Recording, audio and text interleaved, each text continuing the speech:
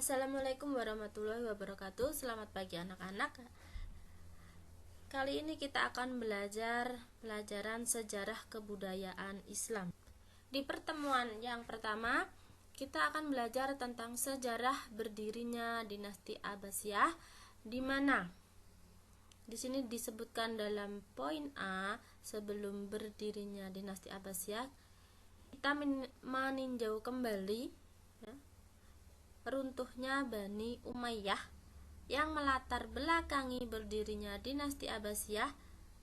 Barulah adanya proses pembentukan dinasti Abbasiyah.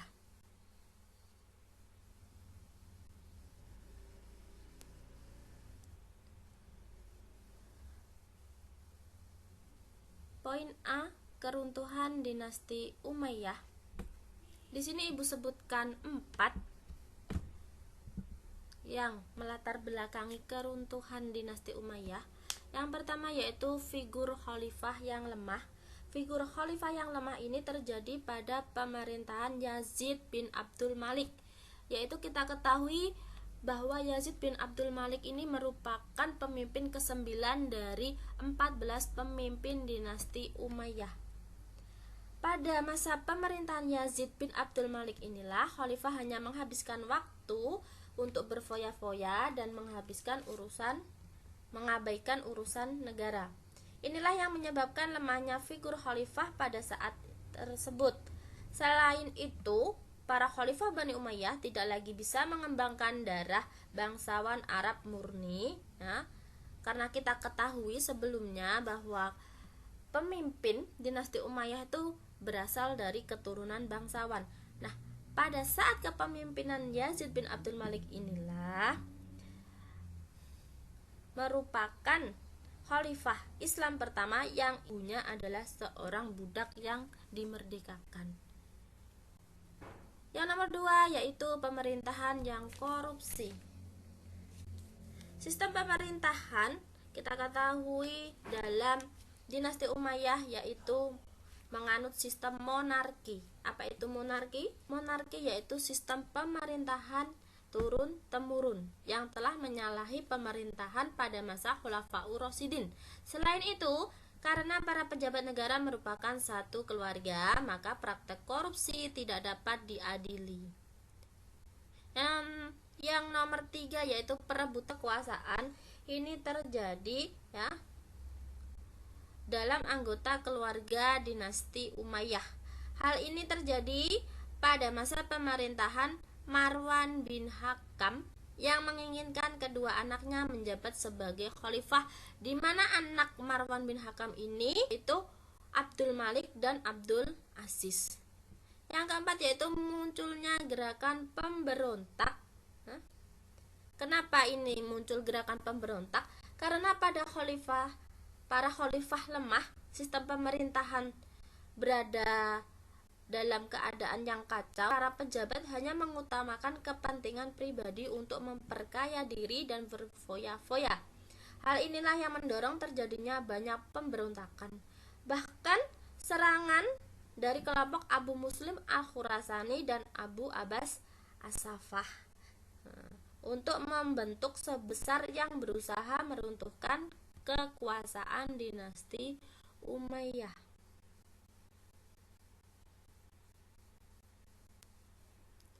Poin B yaitu latar belakang berdirinya dinasti Abbasiyah, yaitu latar belakangnya ada 2. Yang pertama yaitu terjadinya kekacauan dalam kehidupan dinasti Umayyah. Poin yang kedua yaitu kekecewaan yang menumpuk dan bersatu akibat kekeliruan dan kesalahan pemerintah Umayyah. Hal-hal yang dilakukan Bani Abbas di sini ada yang pertama yaitu mengajak kelompok lain untuk bergabung meruntuhkan dinasti Umayyah. Kelompoknya ada 4 di sini disebutkan. Yang pertama yaitu kelompok Muslim non-Arab, biasanya kita sebut dengan kelompok atau golongan Mawali. Yang kedua yaitu kelompok Syiah dan Khawarij. Ketiga, kelompok Muslim Arab di Mekah, Madinah, dan Irak yang merasa sakit hati atas status istimewa warga Suriah. Dan keempat yaitu kelompok muslim yang soleh, baik Arab maupun non-Arab, yang memandang keluarga dinasti Umayyah telah bergaya hidup mewah dan jauh dari gaya hidup Islami. Yang kedua yaitu melakukan propaganda dengan tujuan di sini bahwa menggulingkan kekuasaan pemerintah dinasti Umayyah merupakan perintah agama. Dan ketiga, mengusung nama Bani Hasyim.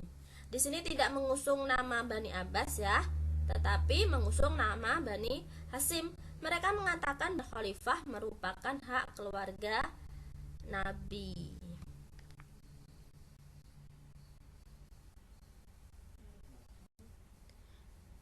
Poin C yaitu proses pembentukan dinasti Abbasiyah. Yang pertama yang dilakukan yaitu langkah-langkah Bani Abbasiyah mendirikan dinasti Abbasiyah.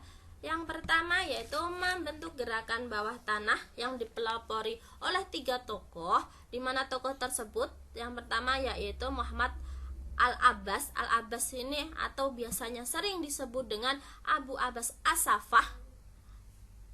Di mana Abu Abbas As-Saffah ini pendiri dari dinasti Abbasiyah. Jadi tokoh yang pertama yaitu Muhammad Al-Abbas atau yang dikenal dengan Abu Abbas As-Saffah. Yang kedua yaitu Ibrahim Al-Imam, dan ketiga yaitu Abu Muslim Al-Khurasani, di mana Abu Muslim Al-Khurasani merupakan propagandis yang paling sukses dan terkenal. Kedua yaitu menerapkan politik bersahabat. Artinya, turunan Bani Abbas tidak memperlihatkan sikap bermusuhan dengan Bani Umayyah. Ketiga, Khurasan sebagai pusat gerakan dalam menggulingkan atau dalam mendirikan dinasti Abbasiyah. Ini ada 3 kota sebagai pusat kegiatannya untuk menggulingkan dinasti Umayyah. Yang pertama yaitu kota Al-Humaimah sebagai perencanaan organisasi. Yang kedua yaitu kota Kufah sebagai kota penghubung. Dan ketiga yaitu kota Khurasan sebagai pusat penggerakan atau pusat gerakan praktis.